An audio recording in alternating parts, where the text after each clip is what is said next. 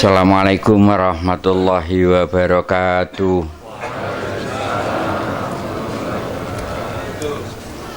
A'udzubillahi minasyaitonirrajim. Bismillahirrahmanirrahim.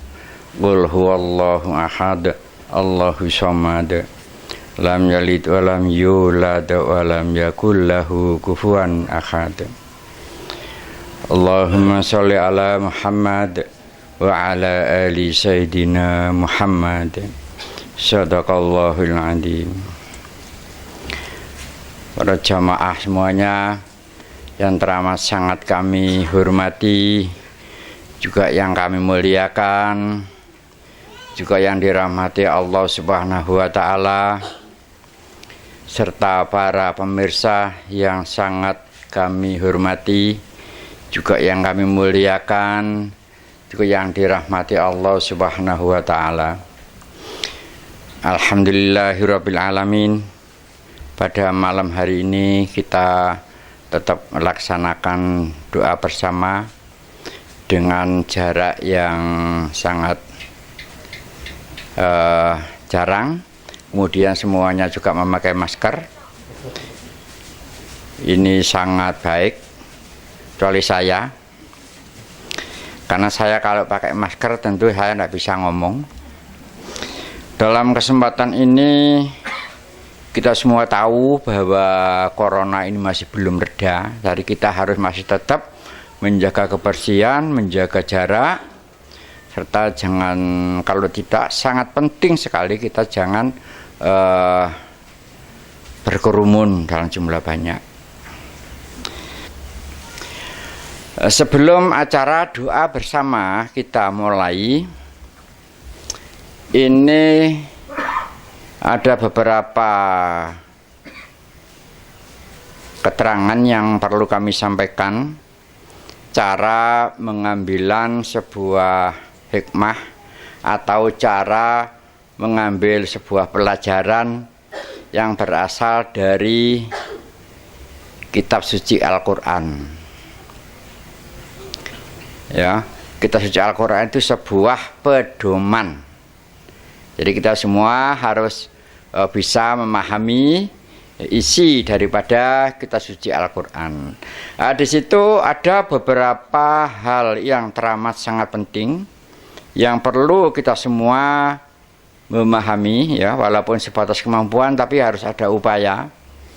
Di dalam kitab suci Al-Quran itu sangat jelas dan rinci sekali pada zamannya Nabi Musa alaihissalam. Di situ ada raja namanya Raja Fir'aun. Tidak perlu kami rinci secara detail, semuanya sudah hafal itu ceritanya. Lah, yang dimaksud Raja Fir'aun, ya Raja Fir'aun itu seorang raja yang berani mengaku dirinya Tuhan. Kesenangannya itu menjajah.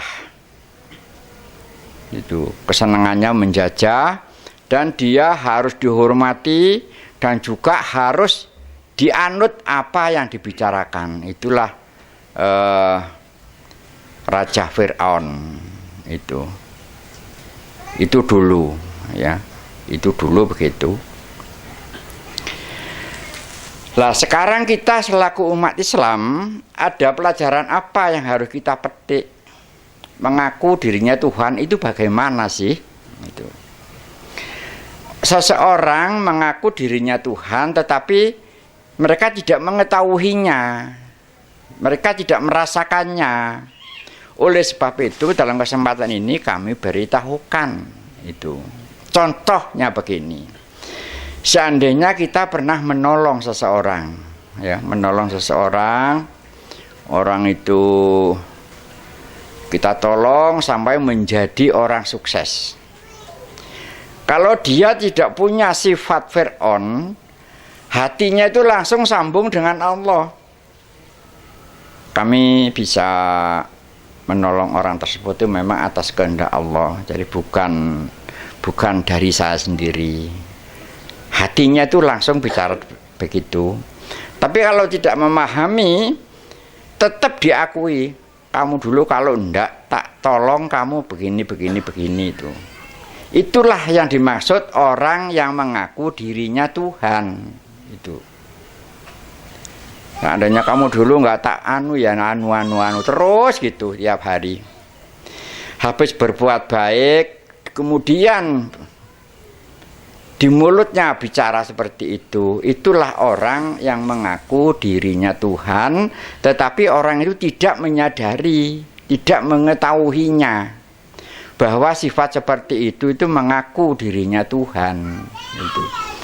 Kenapa bisa disebut mengaku dirinya Tuhan? Karena semua kejadian di alam dunia ini, hal yang baik-baik ini atas kehendak Allah. Sedangkan yang jelek-jelek itu dari manusia itu sendiri. Itu apa?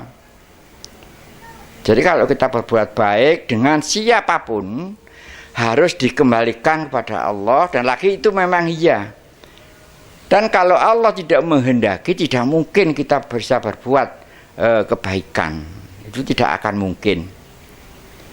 Manusia ini tidak mempunyai daya dan upaya untuk kebaikan. Tapi kalau kejelekan sangat kuat, itu sangat kuat. Itulah hikmah yang harus kita teladani, harus kita pelajari, kita ambil pelajaran agar jangan sampai cukuplah Raja Fir'aun saja yang melakukan itu, kita ini jangan ikut-ikutan. Itu. Kita ini umat Islam. Itu. Jadi tidak melakukan hal seperti apa yang dilakukan oleh Raja Fir'aun. Itu yang dimaksud mengaku dirinya Tuhan itu. Lah kalau seseorang mengaku dirinya Tuhan, otomatis senang menjajah. Kamu dulu sudah pernah tak tolong begini-begini, maka kamu bikin begini. Dijajah pokoknya temannya itu.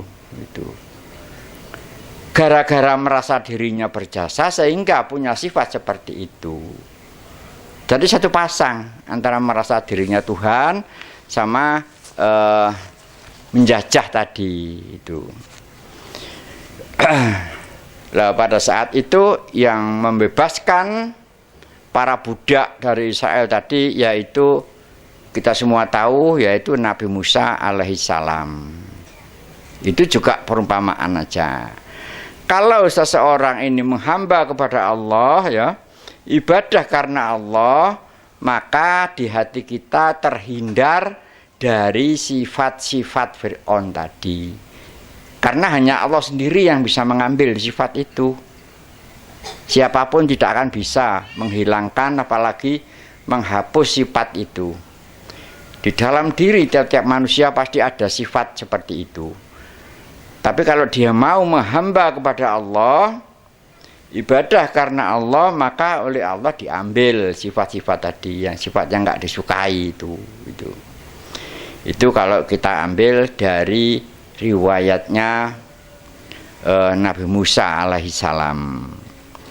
Jadi bukan hanya pada saat itu. Kenapa soal begitu kok ditulis di dalam kitab suci Al-Quran? Agar semua umatnya Kanjeng Nabi Muhammad ini bisa mengambil pelajaran dari cerita-cerita yang terdahulu ini. Itu. Kemudian pada zamannya Rasulullah SAW lahir ke dunia, juga ada seorang raja besar dari Yaman, namanya Raja Abroha. Itu. Setelah itu ada kesamaan tapi tidak sama juga. Itu. Ada kesamaan tapi tidak sama. Kalau Raja Abroha tadi itu punya sifat sangat sakit hatinya apabila melihat negara yang lain mendapat kenikmatan. Itu. Kenapa di sini sering kami sampaikan jangan sampai kalian tidak suka ketika saudara, tetangga, siapapun yang mendapat kenikmatan itu. Karena Abroha tidak hanya waktu itu. Abroha ini terus-menerus mengikuti zaman ini dalam bentuk lain. Ada di hati kita masing-masing. Jadi kalau ada orang, tetangga maupun saudara maupun temannya itu mendapatkan kenikmatan kok hatinya sakit, lah itulah sifat Abroha. Itu caranya mengambil pelajaran, mengambil sebuah pedoman. Kan dari dulu saya sudah bilang bahwa kita suci Al-Quran itu sebuah pedoman, bukan dasar. Bukan. Kalau dasar itu syahadat, sholat, zakat, puasa, haji bila mana mampu. Itu dasar. Dasarnya Islam yaitu. Sedangkan kita suci Al-Quran itu pedoman. Jadi kita punya pemikiran, punya pendapat, itu harus berpedoman. Itu. Jadi tidak asal melaksanakan. Jadi kalau ada orang baik pribadi maupun orang banyak, kalau tidak suka yang lainnya itu mendapat kenikmatan, sakit hatinya kalau yang lain mendapat kenikmatan, ya itulah abroha. Walaupun hanya sifatnya itu bisa tinggal di hati siapapun, baik Fir'aun maupun Abroha. Itu. Jadi kita melihat keadaan ini agar bisa mengambil hikmah dari tiap-tiap kejadian itu. Nah, karena kita ini sudah jelas umatnya Rasulullah Sallallahu Alaihi Wasallam, lewat jalan yang lurus, ibadahnya karena Allah, maka kita harus jangan terlalu jauh dari pedoman tadi dan jangan ikut-ikutan. Maksudnya begini, kita semua ini adalah sesama bangsa manusia. Bagaimanapun rupanya orang itu, bagaimanapun sifatnya orang itu, kita harus menghormati. Kita harus menghormati, menghargai. Dan orang menghargai dan menghormati itu tidak berarti ikut. Tidak. Itu. Kenapa kok menghormati? Kita sadar bahwa bagaimanapun sifatnya beliau adalah makhluknya Allah Subhanahu wa Ta'ala. Itu. Bagaimanapun wataknya itu makhluknya Allah Subhanahu wa Ta'ala. Allah tak akan suka kalau kita membencinya. Jadi jangan gampang-gampang kita membenci sesuatu. Itu.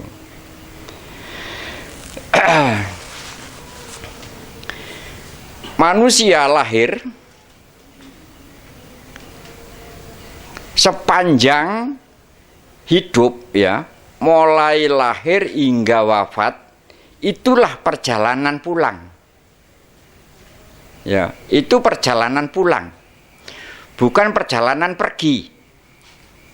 Jadi dunia ini tempat singgah. Bukan tujuan utama. Itu dunia ini. Mulai lahir hingga meninggal itu ialah perjalanan pulang. Kita ini sedang berjalan pulang. Ada sungai yang sangat besar sekali. Kita dulu ada di sebelah kanannya sungai. Kemudian dalam waktu 9 bulan 10 hari, tahu-tahu ada di sebelah kiri sungai. Itu. Jadi untuk menyeberangi sungai tadi sepanjang hidup, kita ini sedang nyebrang pulang. Lah nyebrang sungai tadi kita harus bisa melihat dasarnya sungai. Kalau tidak mampu dan tidak bisa melihat dasarnya sungai, tentu kita akan kejeglong dan kenyut, tenggelam, hanyut itu. Padahal kalau hanyut ke bawah sana akhirnya itu tembus ke titik akhir. Titik akhir itu tempat neraka. Itu. Kalau surga ada di titik awal. Itu. Lah, agar kita bisa nyebrang sungai besar yang penuh dengan mara bahaya, agar kita bisa melihat dasarnya sungai, kita jalanilah syariat Islam yang utuh tadi. Baca syahadat karena Allah. Ada masalah, nggak ada masalah, kita susah maupun senang bacanya karena Allah. Karena apabila karena sesuatu, sesuatu apapun itu adalah bukan Allah. Jadi selain Allah, apapun namanya itu sesuatu. Tetapi Allah meliputi di segala sesuatu. Nah, kalau kita membaca karena Allah berarti bukan karena sesuatu. Nah, kita ini harus kita pahami ini. Makanya membacanya harus dalam kondisi tenang di dalam hati, tidak ada seorang pun yang tahu. Hanya pribadi kita dengan Allah yang tahu. Setiap saat kita baca, bacanya karena Allah. Walaupun kita mungkin sedang kesakitan, walaupun mungkin kita sedang nggak enak badan, bacanya syahadat tetap karena Allah, bukan membaca syahadat karena supaya sembuh. Kalau sedang sakit ya kita harus ikhtiar, harus berobat itu. Sedangkan bacanya syahadat tetap karena Allah. Kemudian mendirikan sholat 5 waktu ya karena Allah. Bukan karena perintah, walaupun jelas itu diperintah. Itu. Bukan karena wajib, walaupun jelas-jelasan itu difardukan. Karena Allah kita sholat. Itu. Kemudian tunaikan zakat. Rukun Islam yang ketiga. Setiap bulan, bukan setiap tahun. Kita tunaikan 2,5 kilo setiap bulan. Kemudian puasa di bulan suci Ramadan juga karena Allah. Bukan karena pahala. Bukan karena perintah. Walaupun diperintah. Tapi karena Allah kita puasa. Karena sesuatu selain Allah itu menjadi penghalang itu. Menjadi penghalang, roh ini tidak bisa sambung dengan Allah itu, menjadi tabir. Tapi kalau langsung karena Allah, ini sedikit banyak kita bisa merasakan dengan jelas, bisa membedakan dengan gamblang mana yang hak, mana yang batil itu. Jadi puasa tadi karena Allah, kemudian pergi haji bila mana mampu juga karena Allah. Apabila yang fardu tadi utuh karena Allah, maka seluruh ibadah yang sunnah-sunnah itu ikhlas. Mau sholat hajat berapa kali pun monggo terserah. Mau baca ayat apapun terserah. Itu. Asal yang buat pribadi, khususnya yang fardu tadi dilakukan, dijalani karena Allah. Itulah jalan yang lurus. Itulah dasarnya. Kalau kita menjalani itu, kita nyebrang sungai besar tadi, tak akan bisa hanyut, karena kita tahu persis yang kita injak. Seandainya di situ ada lubang, kita bisa menghindar. Itu. Karena dasarnya jelas kelihatan, airnya bening. Itu. Lain dengan orang nyebrang sungai, airnya ini budak, kemudian dasarnya tidak kelihatan. Siap-siap aja. Kalau nggak dimakan buaya, dimakan ular. Kalau nggak dimakan ular ya keceglong, di situ ada lubang. Itu. Lain dengan orang nyebrang sungai besar, tetapi dasarnya bisa dengan jelas kita lihat karena kita jalani. Itu. Sehingga sampailah ke titik akhir. Oleh Allah dikembalikan ke asal mula kejadiannya itu. Itulah saudara-saudaraku, kenapa Rasulullah ini bersabda, ya, Rasulullah bersabda, celakalah orang-orang yang mati tenggelam. Yang dimaksud oleh Rasulullah tenggelam tadi ya itu tadi nyebrang nggak tahu dasar, mau nggak mau tenggelam itu. Dan itu cilaka menurut Rasulullah. Itu. Cilakalah orang-orang yang mati tenggelam. Bukan tenggelam di laut, di sungai itu tidak. Bukan itu yang dimaksud Rasulullah. Orang yang rohaninya tenggelam. Tenggelam dalam dendam. Tenggelam dalam sakit hati. Ya, pokoknya tenggelam dalam kesedihan. Kalau uang banyak tenggelam dalam kesombongan. Pokoknya namanya tenggelam. tenggelam dalam kebanggaan, itu ya tenggelam itu.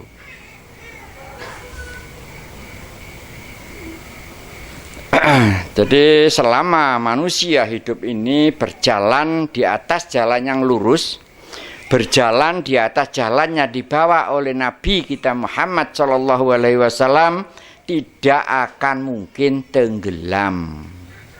Ingat-ingat ini, karena soal ini harus kami perjelas, harus kami ulang-ulang menyampaikan hal tadi. Mengingat manusia ini usianya juga sudah kepala 6 lebih, maka kita harus semangat, harus berulang-ulang menyampaikan pentingnya jalan yang lurus tadi kita jalani. Dan sampaikan kepada anak, pada cucu, kepada saudara, itu. Tapi jangan maksa, sekedar menyampaikan jalan yang lurus itu yaitu ihdinas siratal mustaqim, itu yaitu syariat Islam itu, sehingga bisa pandai mengambil hikmah di dalam kitab suci Al-Quran. Ada cerita apapun di situ kita bisa tahu, bisa merasakan keseharian kita, karena bisa menimpa siapapun dan kapanpun itu, sehingga kita bisa menghindari sifat-sifat yang mana jelas-jelas tidak disukai oleh Allah Subhanahu wa Ta'ala. Dan kita semua tahu, kalau orang sangat tidak suka yang lain mendapat nikmat, cepat atau lambat dia akan mendapatkan burung ababil. Hancur kan itu? Itu dampak dari rasa tidak suka apabila yang lain mendapat kenikmatan, itu begitu. Contoh sudah semuanya sudah mengetahui itu, semuanya sudah mengetahui dan hak. Jangan dikira dalam kitab suci Al-Quran itu sebuah dongeng, itu ayat-ayat Allah yang nyata, ayat-ayat Allah yang nyata.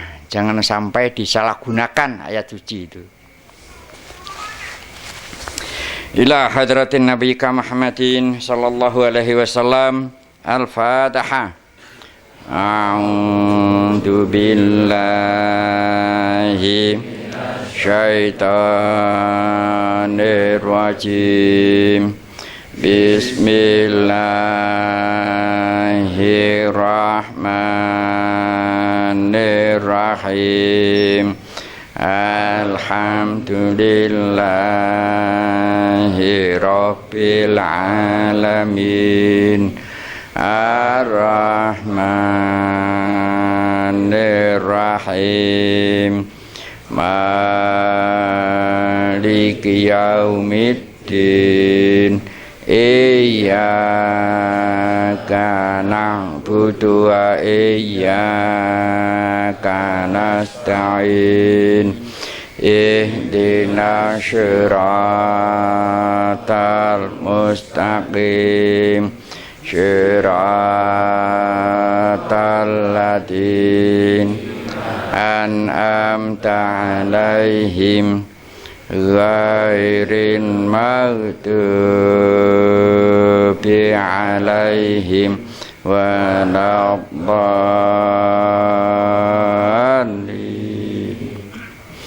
Khususan ila rohi mujtahidina sahabati Sayyidina Abu Bakar Siddiq, Umar bin Khattab, Utsman bin Affan, Ali bin Abu Thalib radhiyallahu an. Al-Fatihah. A'udzu billahi syaitanir rajim.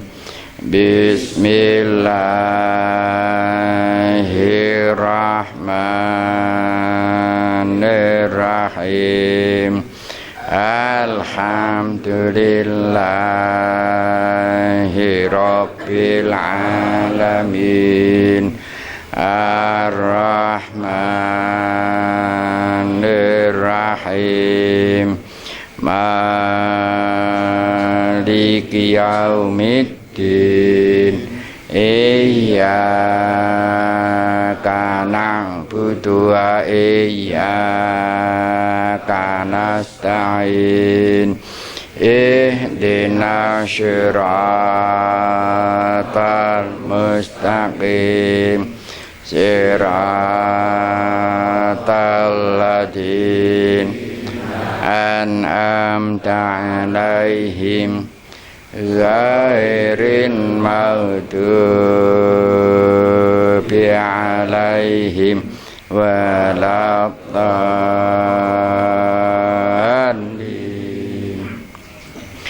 Khususan Nabiullah Khidir alaihissalam. Al-Fatihah. A'udzu billahi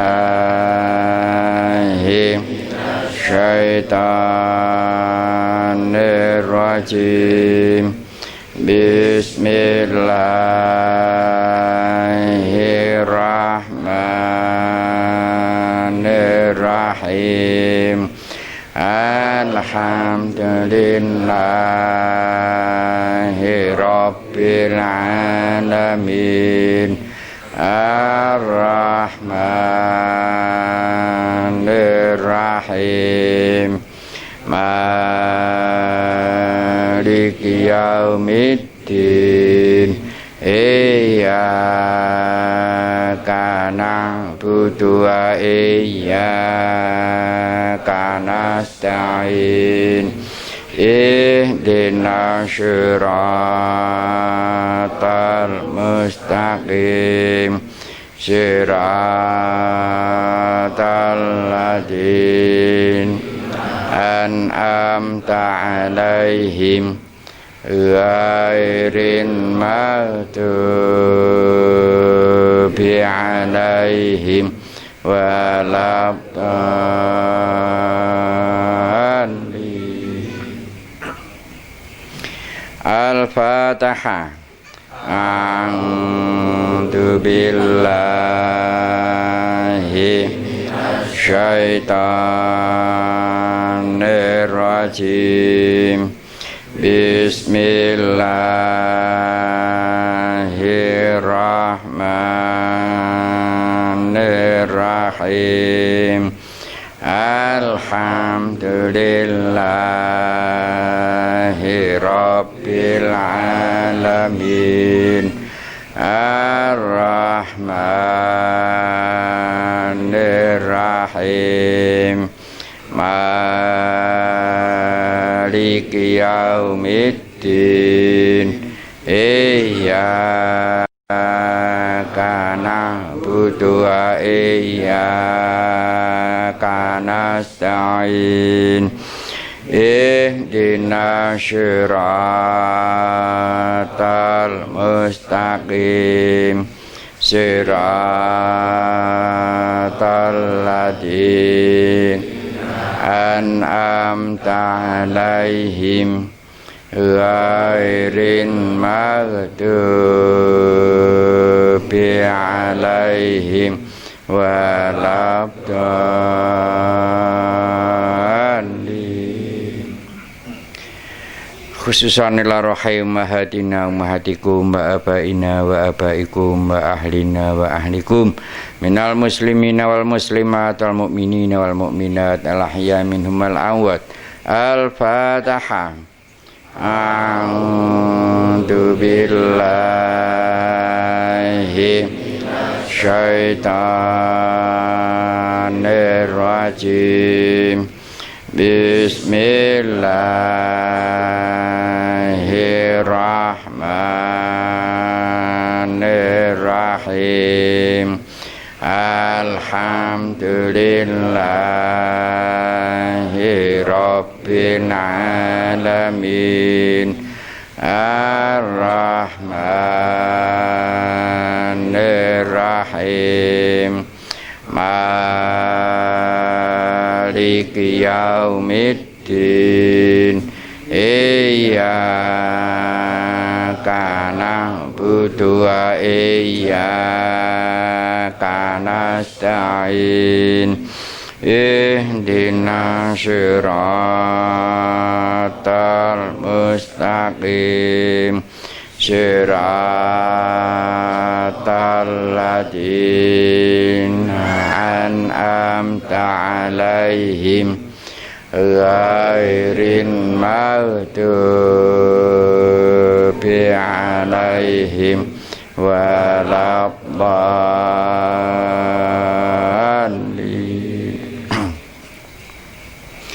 Asyhadu an la ilaha illallah wa asyhadu anna Muhammadar Rasulullah.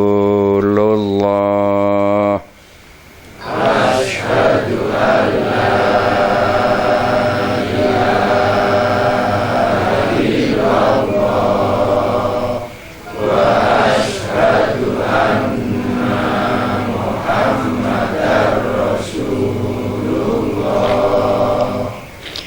Asyhadu an la ilaha illallah wa asyhadu anna Muhammadar Rasulullah. Asyhadu an la ilaha illallah wa asyhadu anna Muhammadar Asyhadu an la ilaha illallah wa asyhadu anna Muhammadar Rasulullah. Asyhadu an la ilaha illallah wa asyhadu anna Muhammadar A'udzu billahi minasyaitonir rajim. Bismillahirrahmanirrahim. Allahumma shalli ala sayyidina Muhammad wa ala ali sayyidina Muhammad. Alhamdulillahirabbil alamin. Allahumma shalli ala sayyidina Muhammadin salatan tunjina biha min jamil ahli wal afat wa taqdilana biha min jami'il hajat wa tutahhiruna biha min jami'i syai'at wa tarfa'una biha indaka ahla darajat wa tuballighuna biha min aqsal ghayat min jami'il khairati fil hayati wa ba'dal mamat. Allahumma sholli sholatan kamilatan wa sallim salaman taman ala sayyidina Muhammadin alladzi halu fi'il uqad wa tanfariju fi'il qurab wa tuqda bil hawaid wa tunalu bil ghaib wa husnul hawatimi wa istasqal wa mamum bi wajhil karim wa ala alihi wa sahbihi fi kulli lamhati wa nafasin bi adadi kulli ma'lumin lak bi rahmatika ya arhamar rahimin. Subhanaka rabbika rabbil izzati amma yasifun wa salamun alal mursalin alhamdulillahi rabbil alamin. Al-Fatihah. A'udzu billahi syaitanir rajim. Bismillahirrahmanirrahim. Alhamdulillahi rabbil alamin. Ar-Rahmanir-Rahim. Maliki yaumiddin. Iyyaka na'budu wa iyyaka nasta'in. Ihdinas siratal mustaqim. Siratal ladzina an'amta 'alaihim ghairil maghdubi 'alaihim waladdallin. Assalamualaikum warahmatullahi wabarakatuh.